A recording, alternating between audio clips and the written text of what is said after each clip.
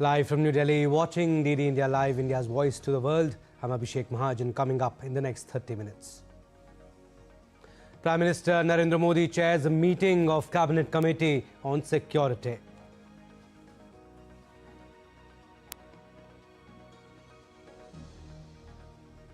Prime Minister Narendra Modi speaks with President of UAE, expresses solidarity with UAE in wake of attacks on UAE.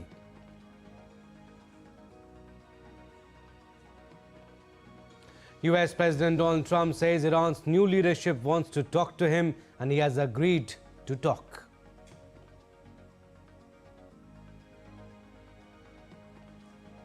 Iran launches fresh strikes across the Gulf. Pentagon confirms 3 US soldiers killed, 5 injured, 9 killed in Iranian missile attack on Israeli town of Beit Shemesh, 3 killed in UAE, 2 in Kuwait.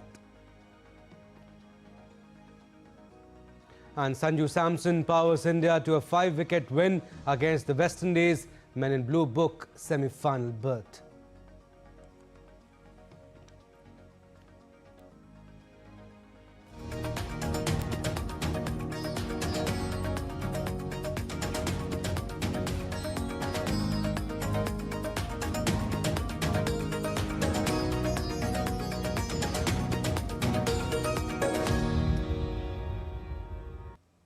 Prime Minister Narendra Modi on late Sunday held Cabinet Committee on Security at his residence in the wake of West Asia tensions. In the meet, Home Minister Amit Shah, Defence Minister Rajnath Singh, External Affairs Minister Dr. S. Jaishankar and Finance Minister Nirmala Sitharaman were present in the meeting. Chief of Defence Staff Anil Chauhan was also present in the meeting.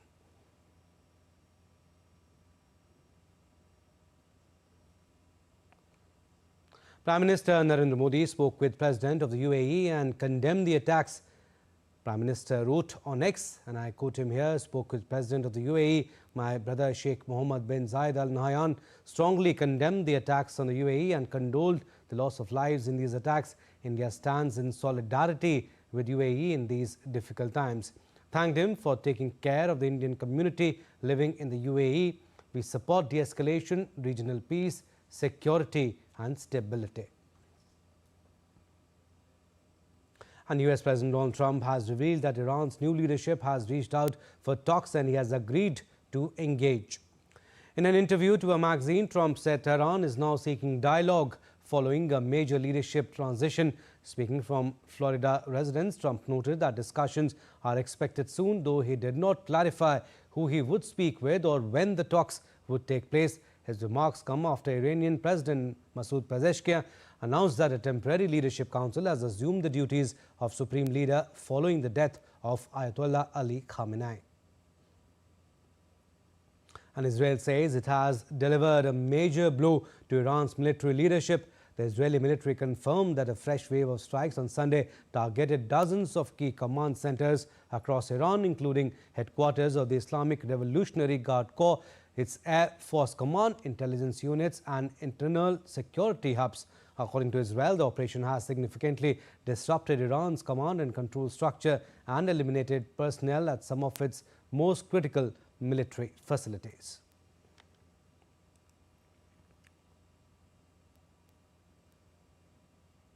Earlier, Iran's Revolutionary Guard said it fired 4 ballistic missiles at the US aircraft carrier USS Abraham Lincoln in the Gulf.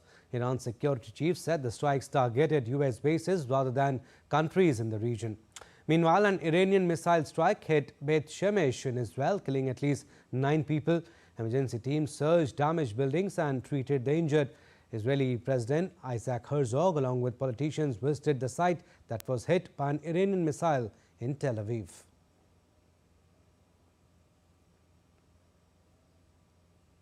This is a historic effort to change the trajectory in the Middle East to a different future, a future of peace. We've been for generations confronted by an empire of evil.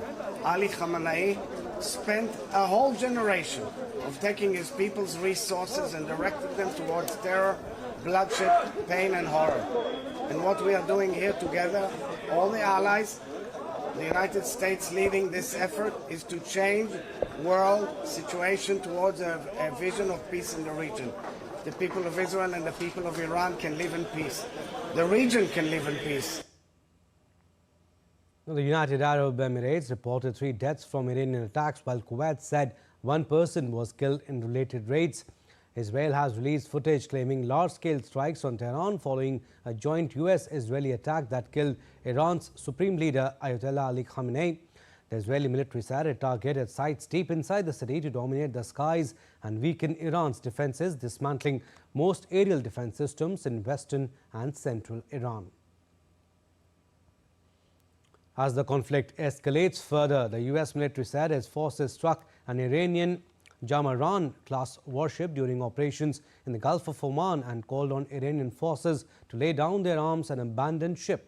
According to the US Central Command, the warship was hit and was sinking at a pier in Chabahar following attacks, and Iranian military personnel were urged to leave their post.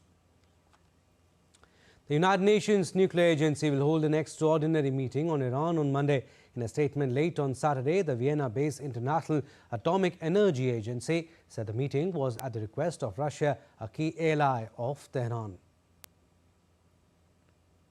The US Central Command said that 3 US service members have been killed in action and 5 are seriously wounded. The US Central Command said that 3 US service members have been killed in action and 5 are seriously wounded as part of Operation Epic Fury.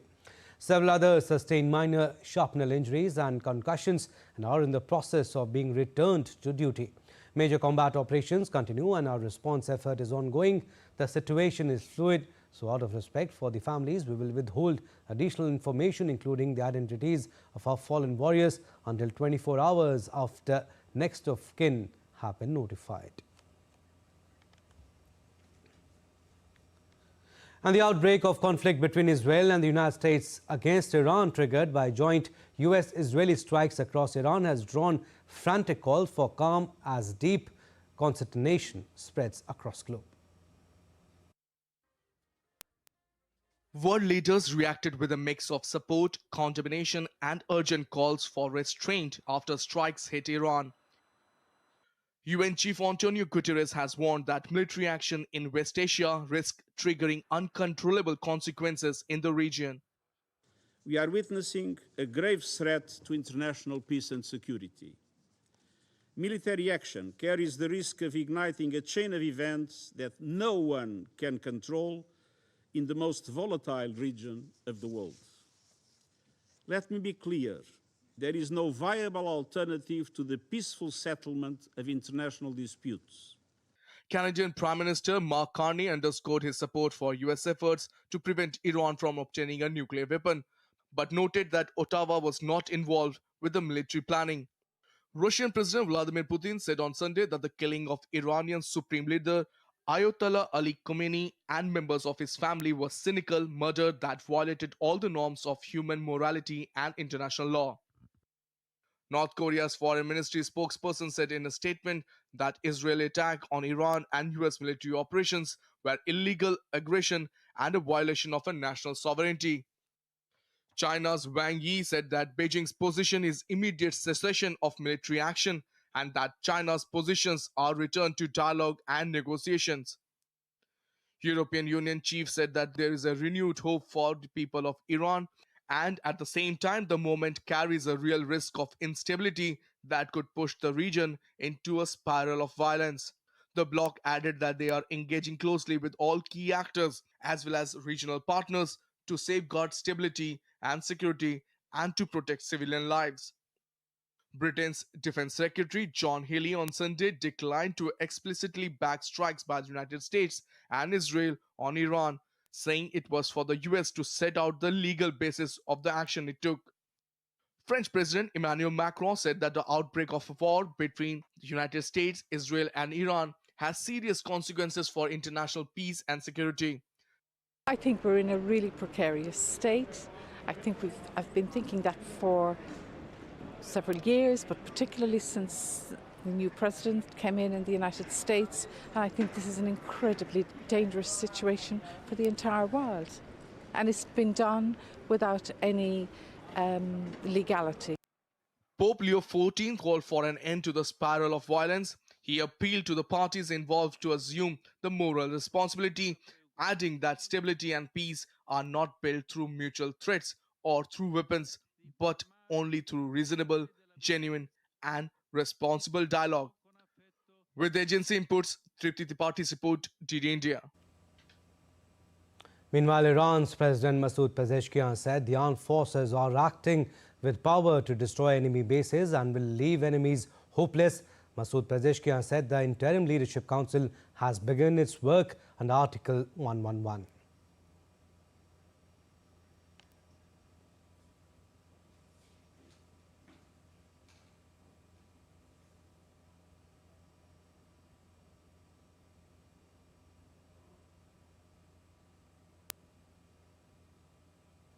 All right, DD India, Shubhendu Ghosh joins us for more.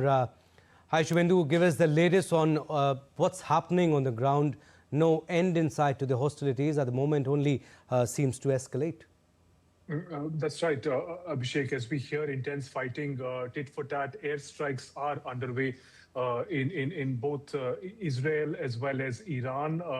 United States Central Command military has said that they've struck around since the beginning of the conflict yesterday.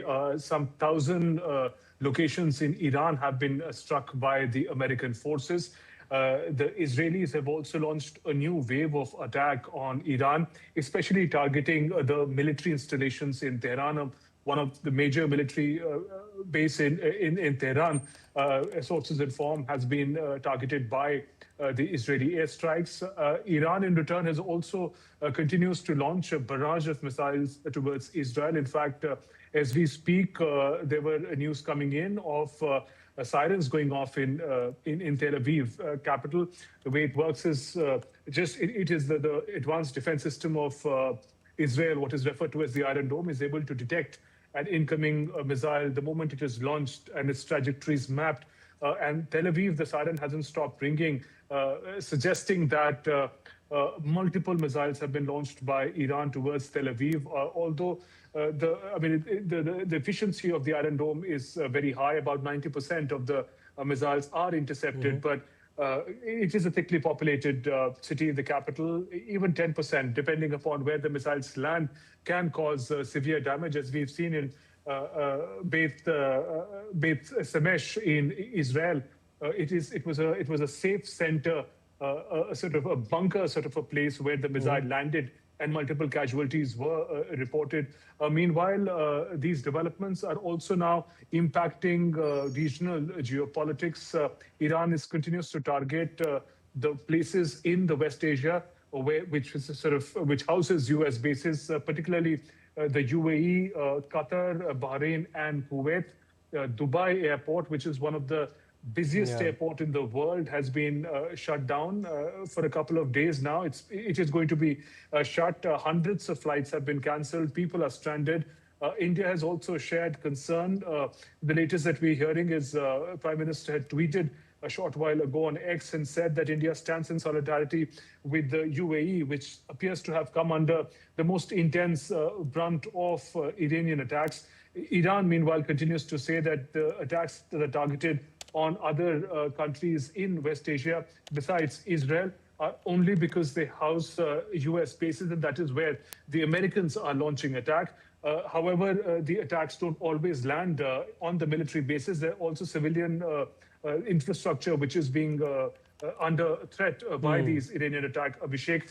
And as I mentioned, that UAE has, which is under fire in particular, has announced the shutdown of its stock market for the next couple of days. The oil energy trade, especially through the Strait of Hormuz, is impacted significantly. Some 20% of energy oil trade moves from Strait of Hormuz.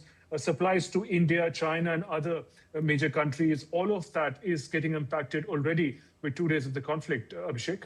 All right, we are getting the latest that Prime Minister Narendra Modi, in fact, I mean, if you can play out that post on X by Prime Minister Modi. So this is what he has posted, that had a telephone call with PM Benjamin Netanyahu to discuss the current regional situation, conveyed India's concerns over recent developments and emphasized the safety of civilians as a priority. India reiterates the need for an early cessation of hostilities. Right, Shubhendu, Prime Minister Modi speaking to UAE President, and then, we are playing out this post that he had a telephone call with PM Benjamin Netanyahu also. That's right, Abhishek. That's the latest that is coming in. Prime Minister had a telephone call with the Israeli leader, someone who he just met about a couple of days back when Prime Minister was visiting Jerusalem. And that is a central concern for India. Remember, the whole of the region of West Asia, including Israel now, happens to be home to millions. About 10 million Indian diaspora members are located in different countries across West Asia, including Israel, where thousands of organized workforce, skilled and semi-skilled workers are present. The outbreak of this conflict and the manner in which, in short span of time, it has spread across the region, with Iran targeting other countries in West Asia, housing American bases, is a matter of great concern. India has made an outreach to all the countries. Prime Minister also had an engagement with the UAE earlier, where he tweeted and said that he had a talk with the leadership for the safety of the Indian nationals. Some 10 million is one of the highest concentration of any overseas diaspora in the world is of Indians living in different parts of West Asia, UAE, Kuwait, also Israel. So that is of key priority for India. It does not have a direct stake in this conflict. Prime Minister India has always made it clear that it is on the side of peaceful negotiations. India had supported the peaceful negotiations that were going on between Iran and the United States, which sort of fell off, and this conflict fight broke out. So now number one priority for India would be to ensure the safety of Indian national workers. Many travelers who are also stuck at airports such as Dubai to sort of ensure their safe passage, and for now ensure that they're safe wherever they are. So in that context, Prime Minister's call with the Israeli leader, with the UAE and other leaders, becomes very significant. Shubhendu, also Prime Minister Modi speaking with UAE President following the attack, spoke with Prime Minister of Israel, Benjamin Netanyahu. Was this anticipated that, if Iran was attacked, then maybe Qatar, Bahrain, Kuwait, UAE too would be targeted? Because no one expected it in Dubai, a city where a lot of expatriates reside, Indians too. Absolutely. It is shocking the manner in which this, in very short span of time, the conflict has expanded. But Abhishek, if we recall that Iran did say that if Iran comes under attack, because it may not have the sort of defense capability to strike U.S. mainland, its immediate in the legitimate target would be Israel and all the countries that house American bases. So in that sense, theoretically, at least, this was expected. But in reality, these cosmopolitan centers, particularly Dubai, in the UAE, those coming under attack are exceptional scenes of the conflict expanding in such a short span of time is a matter of concern. These countries have also retaliated, at least in statements, against Iran, saying that Iran targeting targets which are also now impacting civilian infrastructure is to be condemned. In that sense, we see how now the countries in West Asia, United States and Israel, are speaking in one voice, but they are vulnerable now to attacks coming in from Iran. Not all countries have an advanced air defense system such as Israel, and therefore we see those unprecedented scenes of destruction in Dubai, in Bahrain, although Iran continues to maintain that the target are American bases, American defense centers in these countries. However, even when a missile is intercepted, the debris that is falling in many cases is leading to a lot of destruction of civil infrastructure. So that continues to be a matter of grave concern, because once the missiles are intercepted, where it falls, what kind of destruction it causes, no one can tell. And that is really also the concern of an expanding conflict like this. As we speak, there's fierce fighting and airstrikes going on from both the sides, from Americans and Israelis striking Iran, and Iran missiles, ballistic missiles targeting Israel and other nations that are housing American bases. In that sense, the status quo is continuing, Abhishek. All right, Shubhendu, we'll leave it at that. Thank you for getting us the latest on that developing story. Moving on, global air travel is facing its biggest disruption since the pandemic as escalating conflict between Iran, US and Israel shuts down key Middle East airspace. Major hubs including Dubai International Airport have been hit, triggering thousands of delays and cancellations worldwide. The ripple effect has spread across Europe and Asia, stranding passengers and forcing airlines to reroute long-haul flights. Global air travel faced its biggest disruption since the COVID-19 pandemic on Sunday, as escalating conflict between Iran, United States and Israel forced widespread airspace closures across West Asia. Major transit hubs, including Dubai International Airport, the world's busiest for international passengers, along with airports in Doha, Abu Dhabi and Kuwait, were shut or severely restricted after Iranian retaliatory strikes. The airspace over Iran, Iraq, Israel, Syria, Kuwait, Qatar, Bahrain and the United Arab Emirates was fully or partially closed. Flight tracking services reported more than 6,700 delays and 1,900 cancellations worldwide by 10:00 GMT Sunday. Gulf carriers Emirates, Etihad Airways and Qatar Airways suspended large portions of their schedules, while airlines including Air France, British Airways, Lufthansa, Air India and Delta Airlines cancelled or rerouted flights. The ripple effect spread beyond the region, stranding passengers across Asia and Europe and disrupting key Europe-Asia transit routes.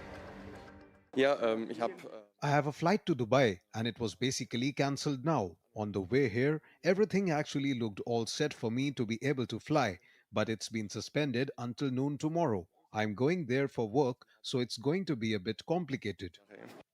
In India, the crisis triggered widespread cancellations at major airports. In view of airspace restrictions, a total of 350 flights operated by Indian domestic carriers were cancelled on Sunday. At the Indira Gandhi International Airport in Delhi, at least 100 international flights, 60 departures and 40 arrivals were cancelled. Officials warned of further disruption to westbound services. In Punjab, Sri Guru Ram Das Ji International Airport reported 10 international cancellations, including services operated by Air India Express, SpiceJet and Indigo. At Mumbai's Chhatrapati Shivaji Maharaj International Airport, display boards showed multiple cancellations, with stranded passengers also reported in Jaipur, Telangana and Chennai. Bureau Report, DD India. And in view of the current situation in the region, India's Ministry of External Affairs has issued multiple advisories to its citizens staying in the Middle East. Indian nationals in Oman are requested to remain vigilant and observe locally advised safety and emergency procedures. For any query, Indian nationals in Oman may contact the embassy at the toll-free number 800-71234 or on WhatsApp 98282270. Advisory has also been issued for Indians residing in Qatar. Embassy's 24/7 helpline number is 00974 556 47502 and email for addressing any query is cons, which is cons.doha@mea.gov.in. In view of the current regional situation, all Indian nationals are requested to follow the emergency alerts sent by local authorities and have been urged to stay away from the vicinity of military sites. For UAE, all Indian nationals are advised to avoid unnecessary travel, take due care, remain vigilant, follow safety guidelines and advisories as and when issued by the UAE authorities and the embassy. The Embassy of India, Abu Dhabi and the Consulate General in Dubai are continuing to function normally and will issue updates as necessary. For any emergency query, the Indian nationals in the UAE can contact at 800 46342.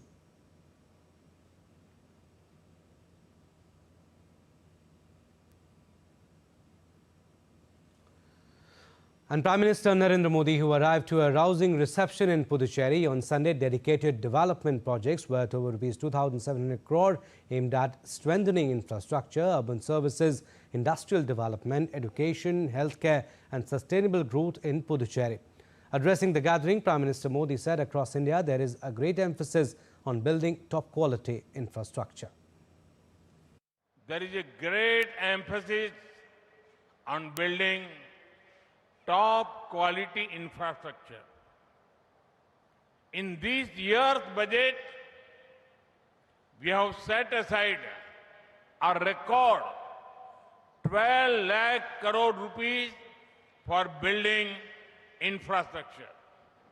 This will also benefit the people of Puducherry. We included Puducherry under the special assistance to states for capital investment scheme, which used to be open only for states. More funding for infrastructure means better roads, water supply, coastal infrastructure, schools, hospitals, and many such projects. These facilities directly make the lives of the people better. And a sensational unbeaten 9-7 from Sanju Samson powered India to a thrilling 5-wicket victory over West Indies in T20 World Cup Super 8 game, sealing their place in the semi-finals. Chasing a challenging 196, India pulled off the highest successful run chase in T20 World Cup history.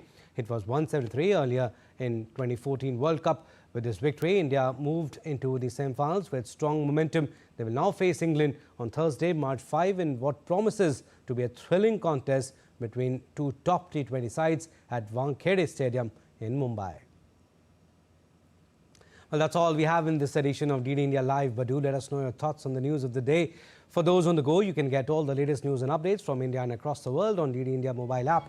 The app is available on both Android and iOS platforms. Scan the QR code on the screen to download now. And we'll be back with more news as it breaks here on DD India. I'm Abhishek Mahajan. From all of us here in Delhi, thanks for watching DD India Live.